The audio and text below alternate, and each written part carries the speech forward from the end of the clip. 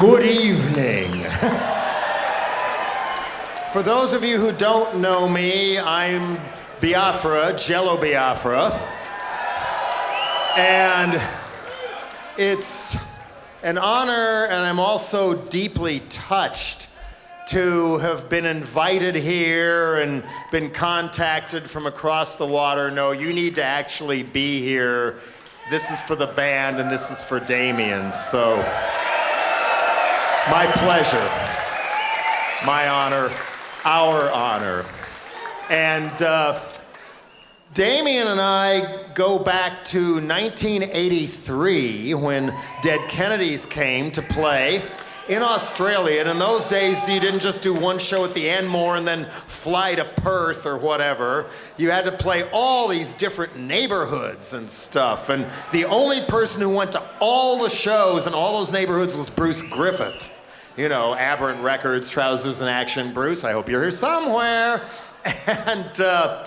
And when before really playing the shows was around, I went down to Phantom Records and then had heard some other things, realized that there was, well, let me backtrack a little bit. One thing that was very refreshing about the Australian 83 Dead Kennedys tour was, in America and then in Europe, we played with nothing but hardcore bands. Night after night after night, more hardcore, more hardcore. Some of them were great, mind you, but it used to be we'd play with all kinds of bands. What happened? I'd almost forgotten until we got to Australia, and we played with all kinds of different bands because there wasn't really a hardcore scene yet. I mean, there was Depression and Civil Dissident upcoming in Melbourne, but that was about it. So we played with everybody from the Johnnies to the Sacred Cowboys to...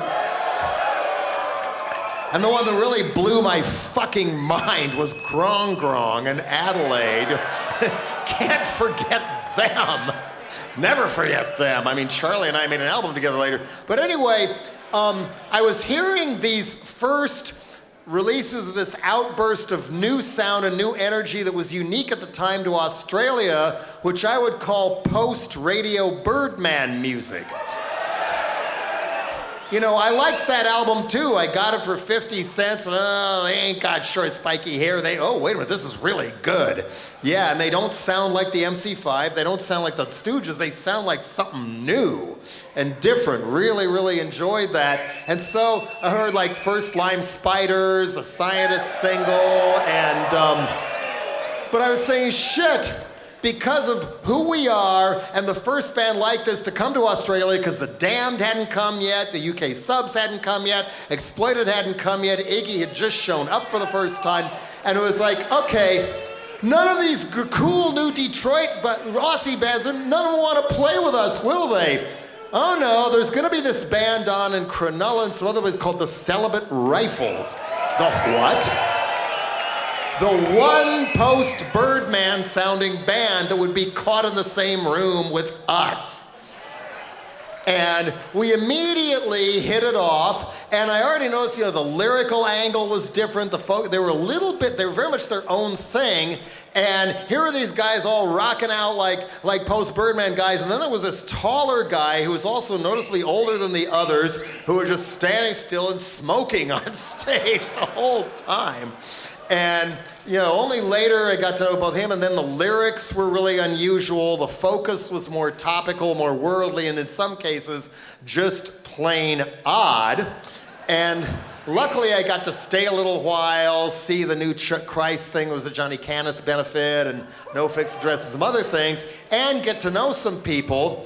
And Damien and I, you might guess, had hit it off really well and seemed to have a similar warped, cynical view of the world. But an informed, warped, cynical view of the world. So he took me on a drive into the outer burbs, into what I think was a national park, was this beautiful aqua water and these really cool little layered rocks. I wish I could remember the name. And then took me to his own place, and it was way outside of there. I mean, my main memory of that, though, was every time the car hit a bump, my head just exploded, thanks to the new Christ benefit the night before, where I then went back and drank way too much vodka and robbed Younger's apartment as we were cranking Sonic's records and learned the next day.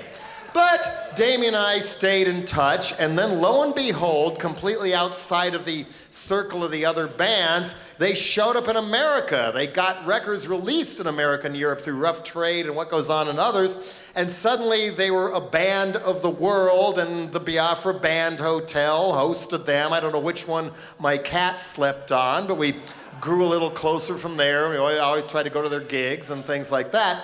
Then I finally make it back here for the first of 2 spoken word tours, and in this room, opening, oh my God, great, Damien's gonna be there. I haven't seen him in years. This is gonna be so cool. And he just told these dry stories, but they were side-splittingly hilarious. And I told him, Damien, you've never done spoken word before, really? You could conquer Las Vegas in 10 minutes. With what you're doing. And it was then I got to, he told me, yeah, he was also doing soccer commentary, and you know, even back then, and then it comes back to me now, when I read the obituaries, he had this way where I think part of the reason there's so many people here, and he means this much to us, is even if we never met him, because of the sports broadcasting and his cookbook for single dads and his view of the world, the solo work, he felt like part of our family. Even though you never met him, he was kind of part of your family in a way, wasn't he?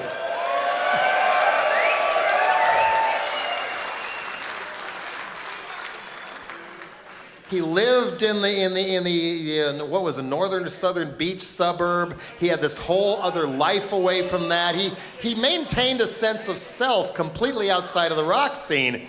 And then he told me that he was one of the people, at least 1 or 2 years on Australian television, who was the local color commentator for the Super Bowl. The American Professional Football Championship Super Bowl. I was like, Damien, please, whatever you do, find a way to get them to bring me there so we can both broadcast the Super Bowl. I know enough about the game that it could be really, really, really bent.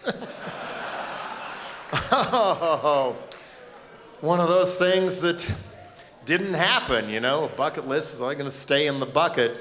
And you know, now that suddenly, you know, it hits me, oh my God, Damien isn't here anymore.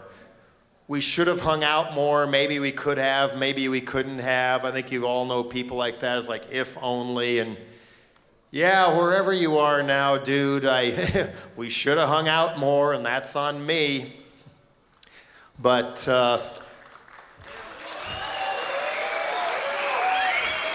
sail on, paddle out.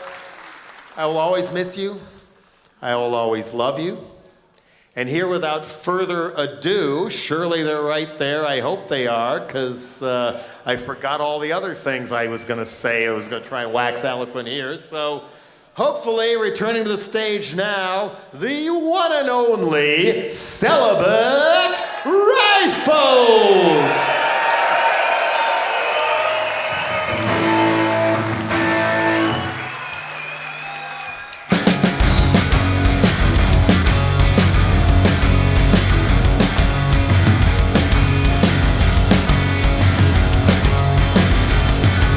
As I slip down into the night, down into the darkness, as the sickness enters my blood, rebellion into madness, netherworld, fire burns brightly. Netherworld, my soul is on fire.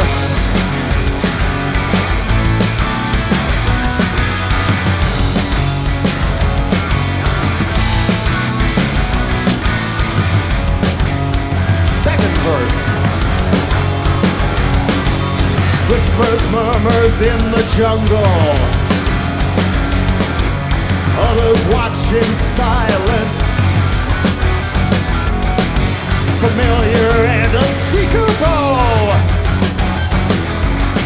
The being there's the thing. Not netherworld.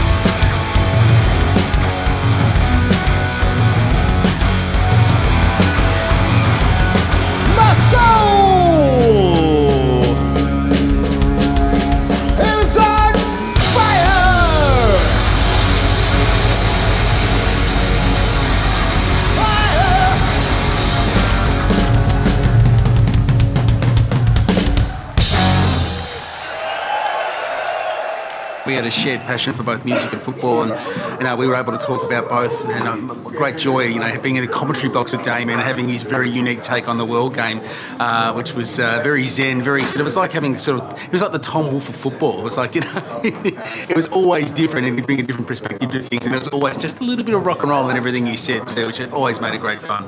He was a music scholar, and I think also comes from the tradition of his family. I mean, his dad was a musical arranger for the likes of Nina Simone, and his mother as well was involved in the music industry long before rock and roll. So he grew up around music, and his thirst and desire and knowledge to explore as much of it as he could never waned, right to the very end. He had a very, very broad contact of people in all different walks of life and in music, so he knows so many people. He was into so many different types of music, and I used to love going to his place and always have you heard this and put on a record of something you've never heard, and it was always great. And this is a chance for us to pay our respects and pay tribute to the guy in the right way. I think everyone was very shocked and upset when we heard the news, but tonight's a different spirit. This is the spirit of Damien being up and positive. I have a bit of a personal story about Damien, and I don't think it's a secret about his past as far as drugs and alcohol go, and I have the same past. He got sober a bit before me. I played in the Divinals in the 1980s, and I had to leave that band because of drugs and alcohol, and got into a rehab and came out of the rehab, and Damien turns up and says, "You've got to come and play, hang with us." And there were a couple of people who were in recovery at the time, and we're going to make a record. And he kind of nursed me back into the music industry in a way. And we're playing one night, we're supporting the Hoodoo Gurus, and years later, Dave Faulkner told me he came down early to watch. So thank you, Damien. I was 21 when I joined the Celibate Rifles. They were all a bit older than me. That was 1991. They were my very favourite band. I'd first seen them in around 1985, and them and the Ramones sort of changed my life. There was, of course, a lot of other bands around the Sydney scene then that I started to go out and see, and start to see a lot, but always the Rifles were special.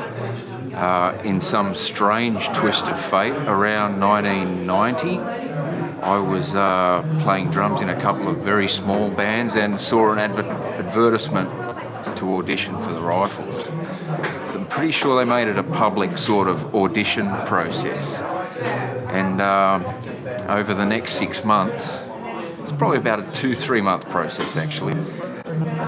I think it was 3 or so auditions. I knew a lot of their songs, but didn't obviously quite have the power or this sort of stuff to sort of play them appropriately, but I knew their material, it was all up the front, just idolising these guys.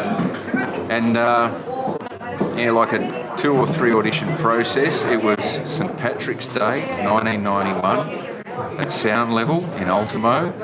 Damien walked out after one of the auditions and said, "Do you want to join the band?" And that's changed my life, ever since that day.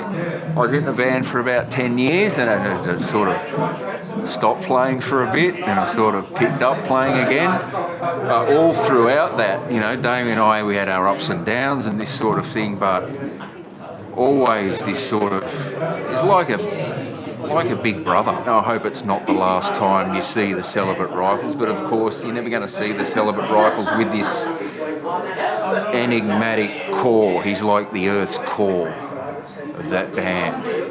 And I just think, it's a great day to celebrate a real sort of maverick, an incredible figure in this city. Not just this city, I know it speaks volumes that guys like Jello Biafra come out, that globally he was a figurehead for a time and a place and a movement and an ethos, a philosophy about life. And that's rubbed off on me to a great degree. It was always interesting with Damien Lovelock. He's a force. Sometimes he's a quiet force, but still a force. Yeah, you got to be to carry through that sonic wall of sound. And he did it in this beautiful monotone, dry Australian way. And just this incredible, strong but gentle sort of chameleon type of figure that just, full of love, that just sort of, he just carried it everywhere with him through a lot of tough times and just walked a straight line, You always knew where you stood with Damien. He let you know, and you'd sort things out pretty quickly about that. And then it was back to his greatness, just back to his sort of beautiful self and carry on, Wonderful guy. He certainly was opinionated, but he was really balanced as well. Just look at the sorts of music we've played today. And that was something that we really shared. He put together the Fleetwood Mac show, for example, and it was like, Damo. And another show called I Am Woman. He picked a bunch of songs that were so important that nobody else would pick. They would pick all the obvious ones. Damo had a way of looking at things and going, nah, mate, you got to do this. You got to do this because this is what was important and what changed the way people saw women. It was just, wow, How do you describe someone that's larger than life? The charismatic frontman of the Celibate Rifles, a yoga teacher, someone who sits there and discusses the football with Les Murray, gets on a show that commentates on the Sydney to Hobart race and slags off a state.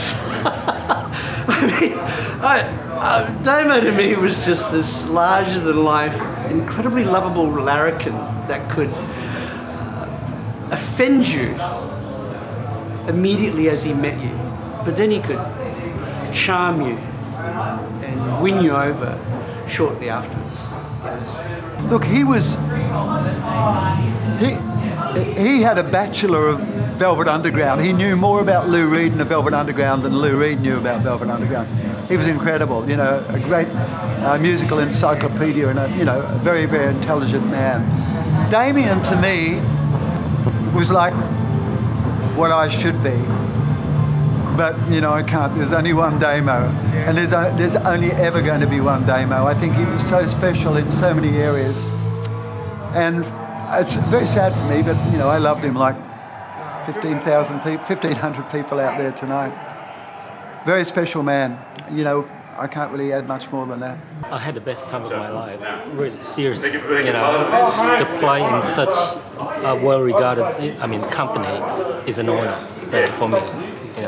I'm not in this type of genre much at all, and to be asked to do this is, well, for me it's really honor. And I thought, who is this guy? Until I met him. And I found out that he's the singer with the Celibate Rifle. And for the first few months, I go, oh, yeah, he's okay. Until I really got to know him, And then I went, wow, this guy really knows a lot. And he is an amazing sort of teacher.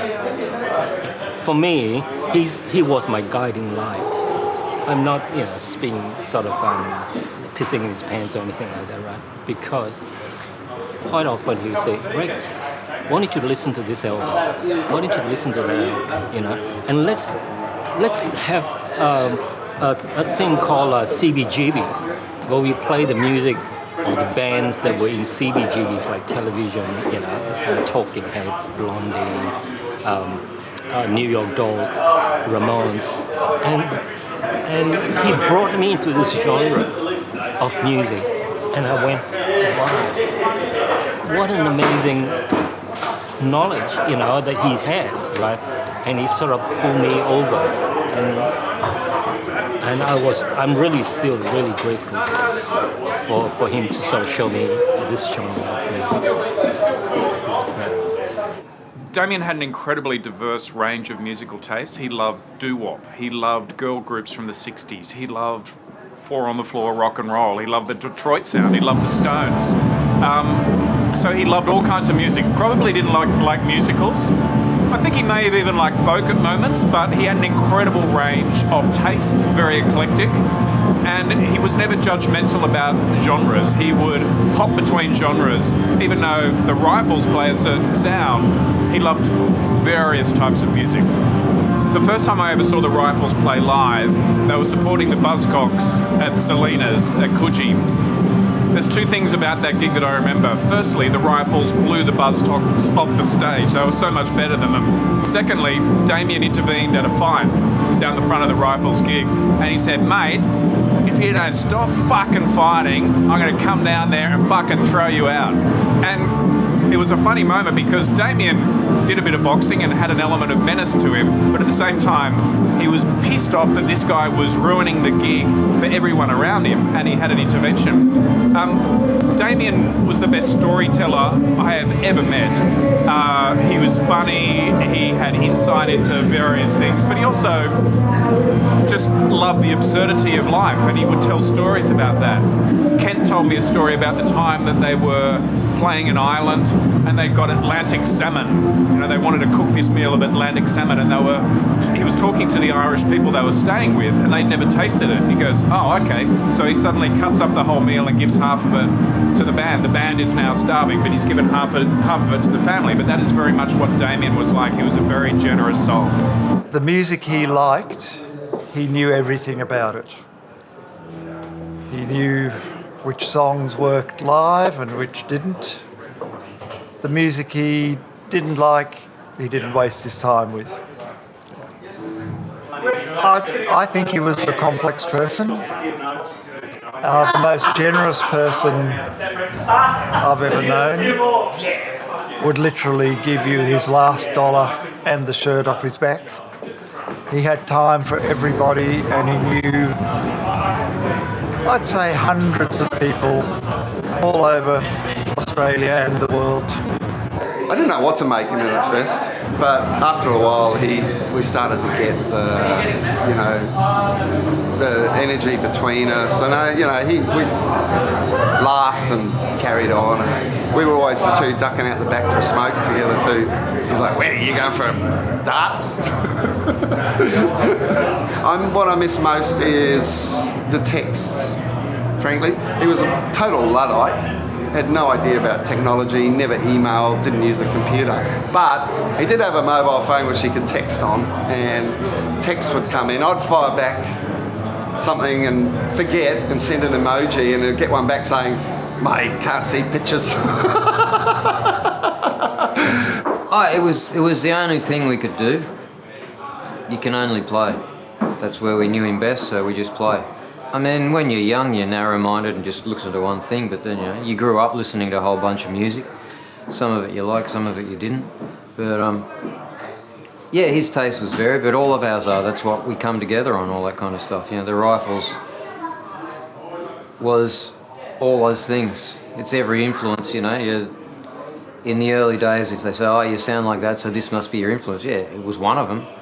But, my favourite music is probably flamenco, which makes no sense to anyone who watches the Celibate Rifles. But, I saw Cameron and Tomatito, the greatest flamenco singer who was living at that time and the greatest flamenco guitarist. It's just like, whoa, you want intensity? It's obvious that we like varied music because of what the Rifles do. We can play hard rock, rock and roll, our style, but, our songs are light as well.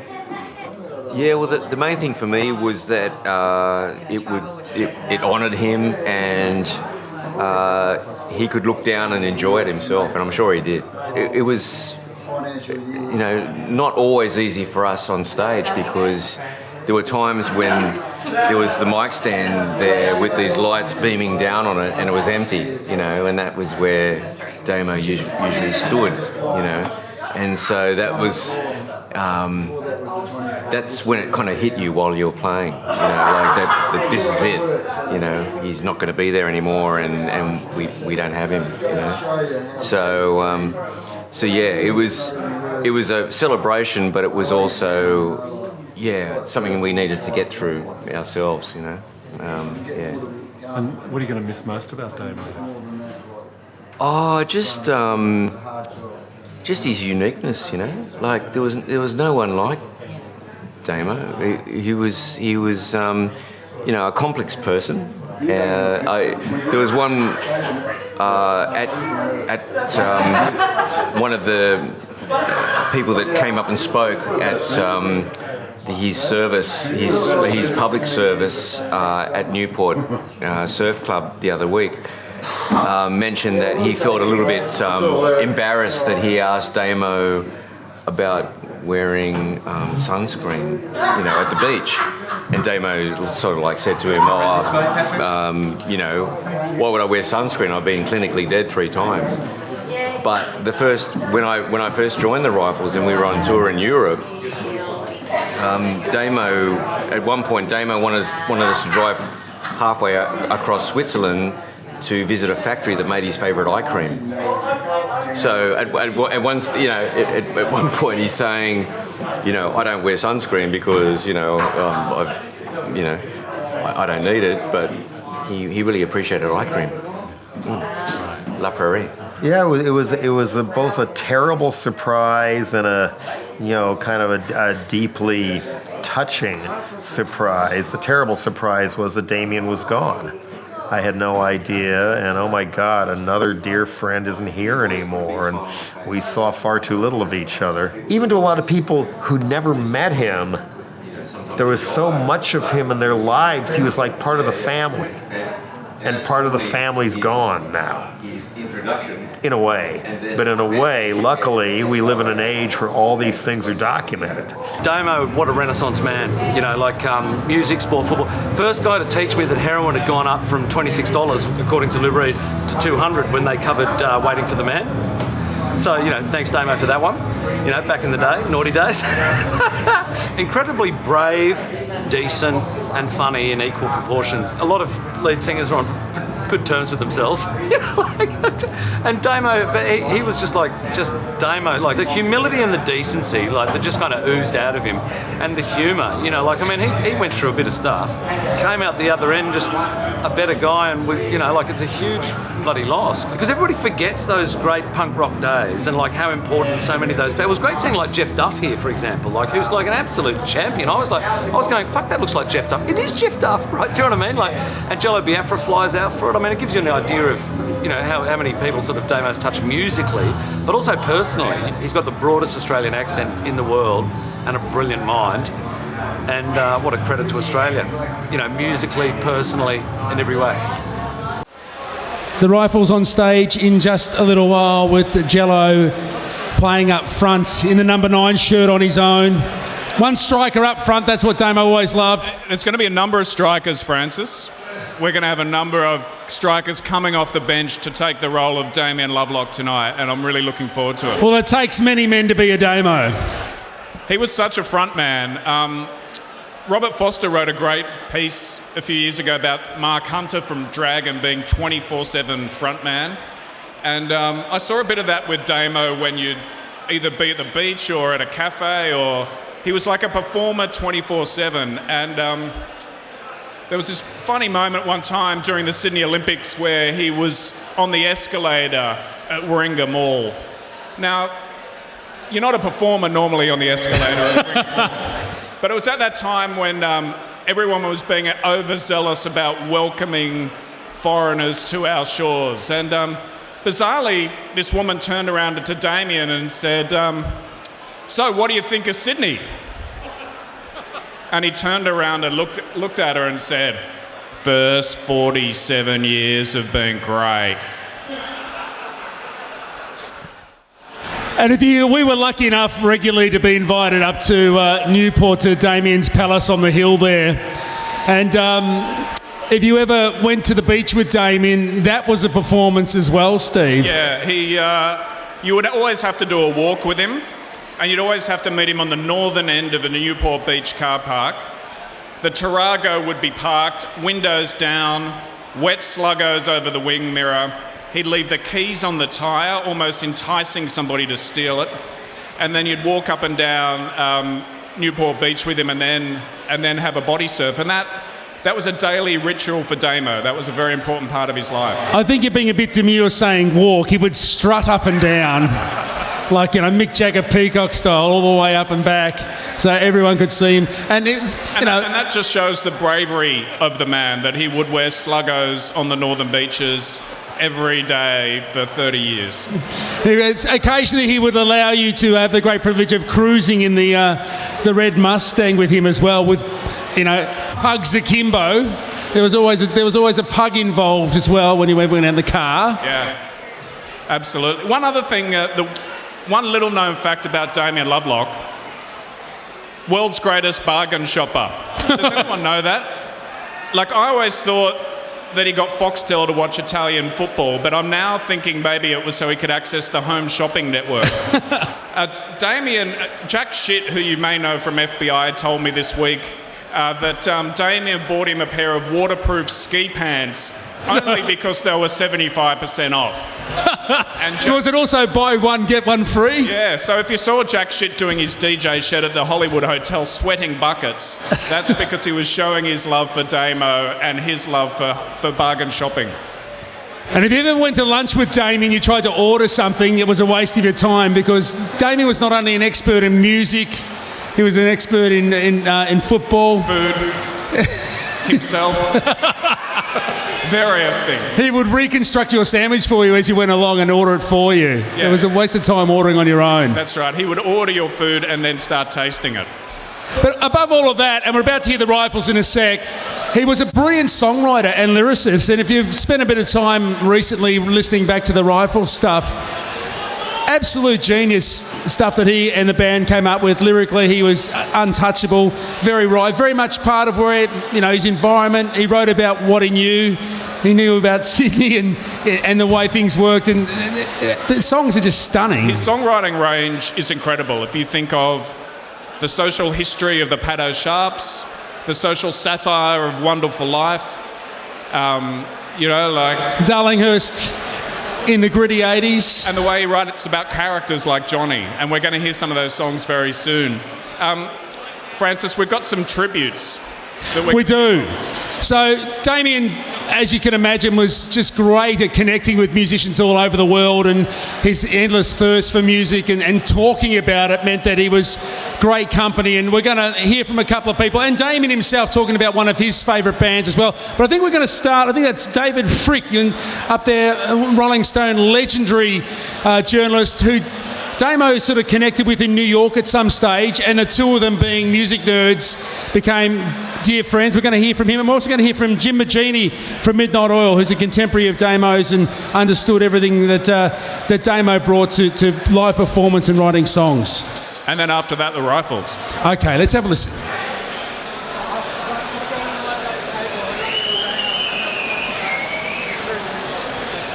Hi, my name is David Frick, and it is an honor for me to check in from New York City to write and say a few words about someone who has been very important in my rock and roll life, Damien Lovelock. I first met Damien and guitarist Ken Steedman at the old Hot Records office in Sydney in August 1983. It was my first trip to Australia, and I was there to report on the music and the scene for Musician magazine. And I really wanted to meet the Celibate Rifles. I had gotten a copy of their first album. The cassette, strangely, was queued up to the song Gonna Cry. When I heard that, I was sold. I wanted to know the Rifles, I wanted to see them live, and I really wanted to talk to them. The Rifles didn't have any gigs that week in Sydney while I was there, so Damien and Kent very kindly arranged for me to attend a rehearsal at the band's tiny shed somewhere in French's Forest. I still have my cassette tape from that night. It is an amazing, loud, and frantic document of a band that immediately changed my life. And in Damien, I heard a singer and lyricist who was not only unique to Australia, but ready for the world in his voice, his stories, and his mission. I kept writing about the Rifles and going to their shows whenever they pulled through New York. And Damien and I often got together when he was just passing through the city to get together in a coffee shop to talk about music, about art, politics, life, but usually and especially Lou Reed. It was a rare instance of my duties as a journalist turning into a deep and lasting friendship, a sharing of enthusiasms over that long distance between New York and Australia. I remember when Damien asked me to write the liner notes for the compilation album Sofa. When it finally came in the mail, it had been autographed by everyone in the band. Damien's message was, "Hey Dave, we finally made a record together. Lucky me." I could tell you all kinds of stories about shows that I've seen, great moments I had with Damien and the Rifles, but there's a lot of music you need to hear tonight, people who are going to pay great tribute to Damien. I just want to say thank you, Damien, for everything along the way, and thank you to Kent and the Rifles for the noise, the camaraderie, and this chance to be a part of this night for Damien. I can't be there with you, but I'll be here playing Gonna Cry. Okay, a little bit of Velvet Underground.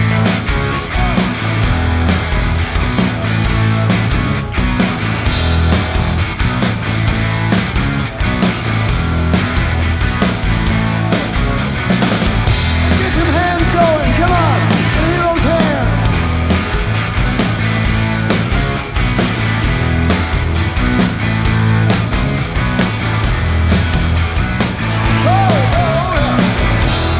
Standing on the corner, suitcase in my hand, jackets in his corset, jeans in the vest. Me, I'm in a rock and roll band. Life in my Scoots Bearcat. Those were different times. The poets would study rules of verse. The ladies would roll their eyes. Come on, go. Sweet Jane, Sweet Jane, Sweet Jane. Hey!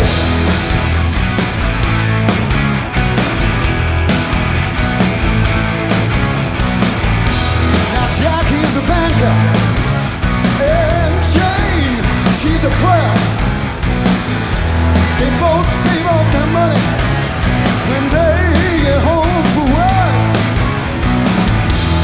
Sitting there by the fire, the radio did play a little classical music, they dance a little with the children. You can hear Jack say, Sweet Jane, Sweet Jane,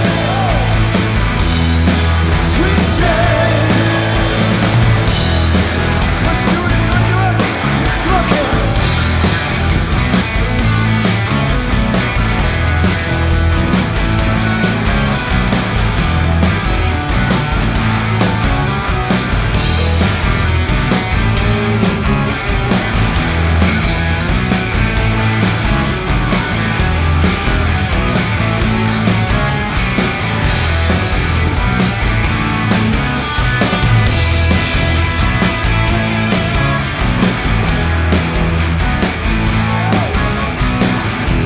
Okay, now listen.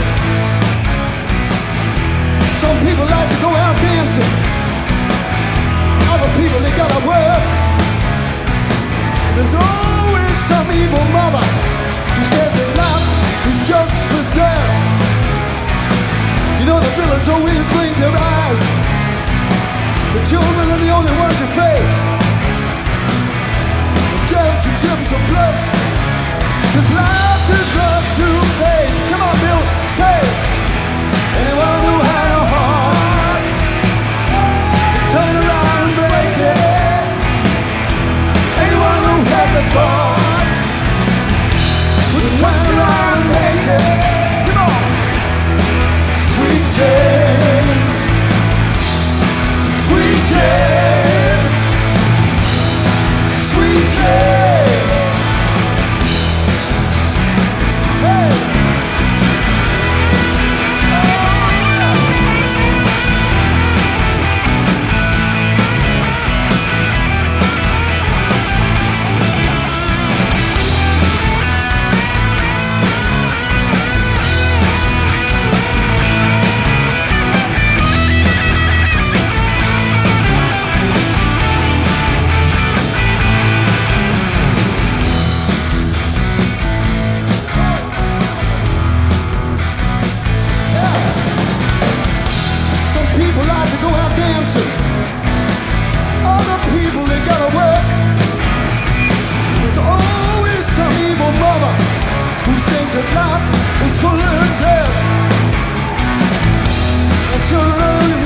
fame.